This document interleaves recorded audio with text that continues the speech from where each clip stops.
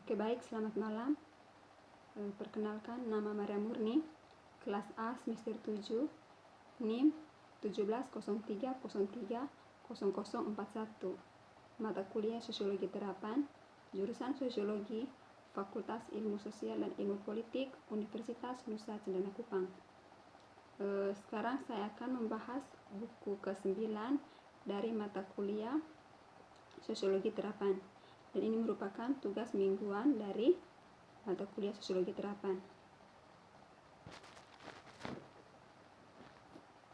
Judul dari buku ini adalah Politik Konflik Siber. Dalam buku ini ada 3 bab. Yang pertama itu membahas tentang bagaimana konsep tradisional dan masalah cocok dengan postmodern global medium. Yang kedua, 3 teori.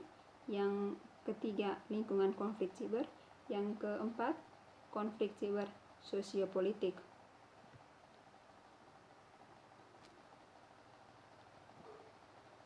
Sekarang kita akan membahas yang pertama dulu, yaitu bagaimana konsep tradisional dan masalah cocok dengan postmodern global medium. Bidang penelitian yang dilakukan adalah politik di internet, dan lebih tepatnya bagaimana konflik politik memanifestasikan dirinya di internet.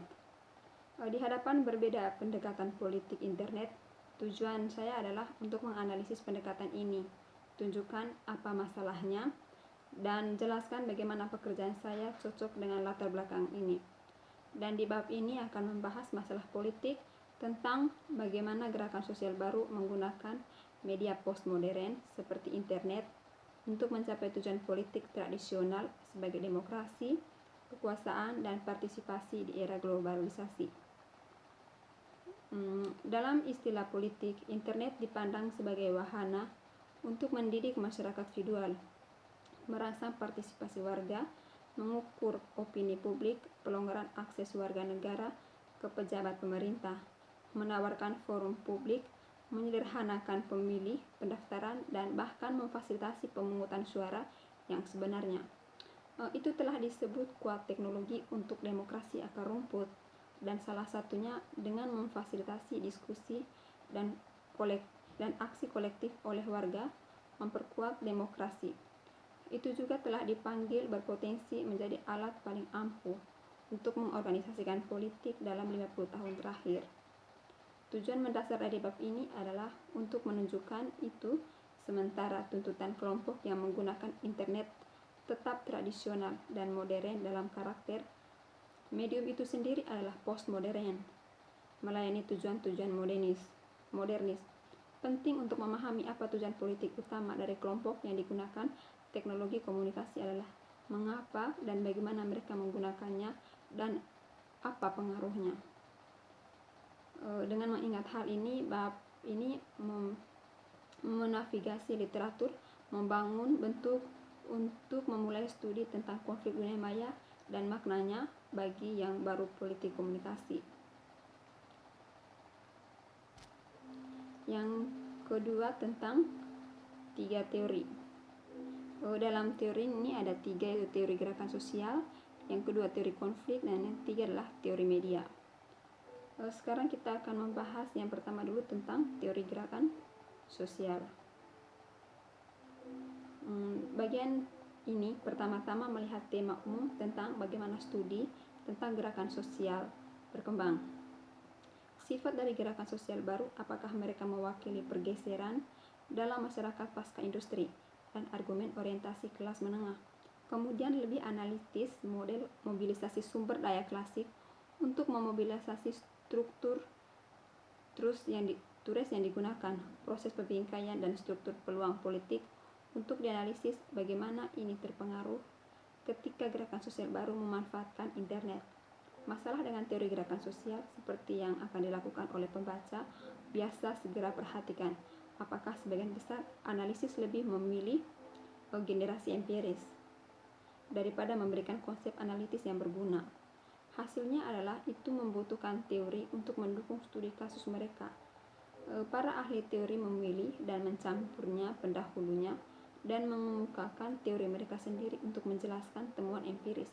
Artinya, pemeriksaan terhadap 30 sosial berbeda gerakan dapat dengan mudah menghasilkan 30 penjelasan berbeda tentang gerakan sosial Marx.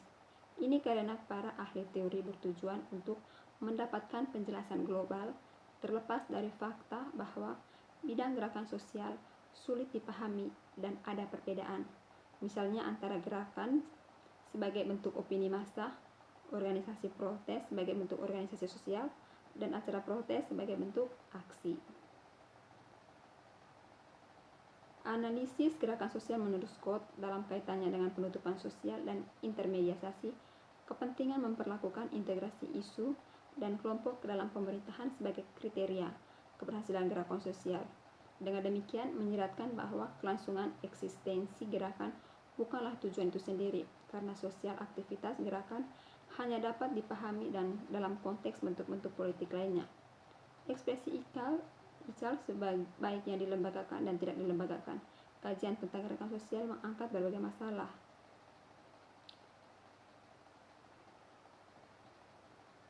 Yang kedua, kita akan membahas tentang teori konflik.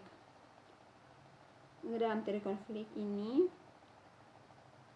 yang lain membuat marah perasaan kita tentang jenis bangsa yang seharusnya kita tempati sejauh ini, sebagaimana ia mencuri kesenangan kita, yang padanya kita harus menambahkan bahwa yang lain ini adalah selalu menjadi yang lain dalam batin saya, yaitu bahwa kebencian saya terhadap yang lain adalah benar-benar kebencian terhadap bagian atau kelebihan dari kenikmatan sendiri yang menurutku tak tertahankan, mampu dan tidak bisa mengakui, dan karena itu mengubah urutan proyek menjadi yang lain melalui fantasi kenikmatan yang lain. Maksudnya di sini adalah teori konflik ini, jika saya dalam batin saya merasa bahwa dia adalah tidak baik, kebencian saya terhadap yang lain memang benar-benar benci, walaupun karena saya menilainya berdasarkan batin, perasaan.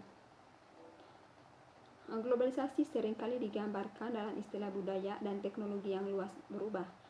Berbagai teman dari tempat, budaya, makanan, dan sumber daya yang berbeda, dan kami menunjukkan solidaritas dengan orang-orang yang jauh. Masalahnya adalah tidak semua orang punya akses ke fenomena kaya peluang ini. Sebenarnya dalam kasus tertentu, file ide globalisasi adalah contoh retorika yang digunakan oleh pemerintah untuk membenarkan penyerahan mereka ke pasar keuangan. Pemerintah yang sama ditantang oleh arus modal teknologi, informasi, dan manusia global ini. Yang ketiga tentang teori media.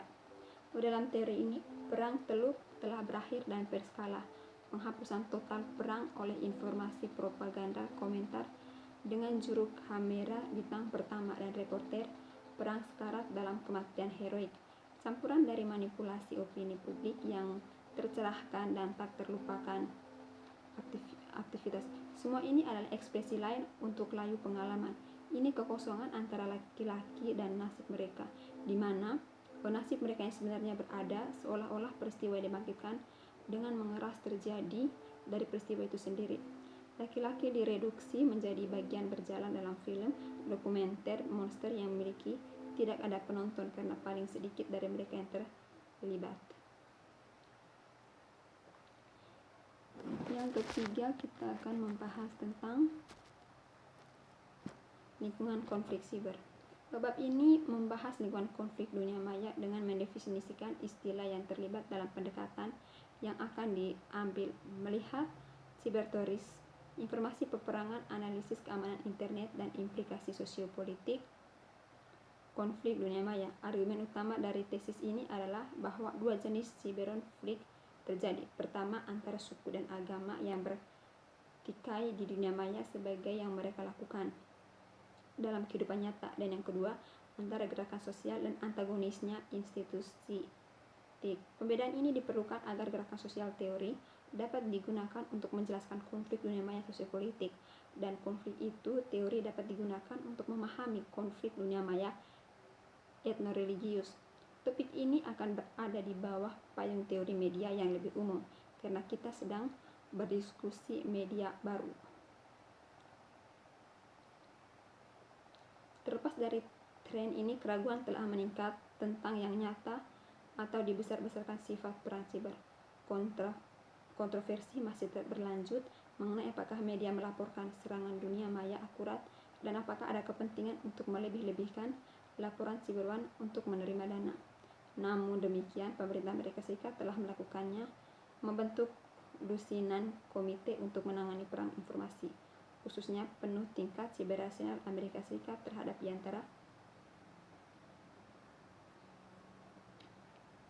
telah melakukan bentuk lusinan komite untuk menangani perang informasi, termasuk diantara keamanan nasional yang paling ketat dipegang rahasia, bahkan lebih dijaga daripada kemampuan nuklir. Yang terakhir, konflik siber sosiopolitik. Dalam bab ini telah mengkaji contoh empiris dari konflik sosiopolitik siber dan penggunaan internet oleh para pembangkang melawan pemerintah otoriter. Khususnya itu telah melihat gerakan anti globalisasi dan penggunaan para pembangkang, sinyal jaringan, serta strategi belasan pemerintah Cina. Pengingat dari bab ini mencakup contoh-contoh pembangkang yang bertarung secara online melawan orang lain rezim otoriter. Ini menunjukkan betapa meluasnya kedua kegiatan sensor negara, dan upaya untuk menghindari kontrol ini telah menjadi kerangka teori terintegrasi dapat diusulkan dan mendorong fokus pada parameter berikut, yaitu konflik siber sosiopolitik. Dampak teknologi informasi komunikasi pada struktur mobilisasi atau gaya gerakan jaringan menggunakan internet, partisipasi, rekrutmen, taktik tujuan. Yang kedua, pembingkaian proses, masalah strategi, identitas, pengaruh internet pada proses ini. Struktur, peluang politik atau internet sebagai komponen dari struktur ini. Mungkin itu saja yang saya dapat jelaskan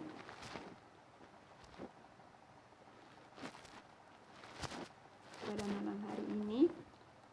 Saya ucapkan sekian dan terima kasih.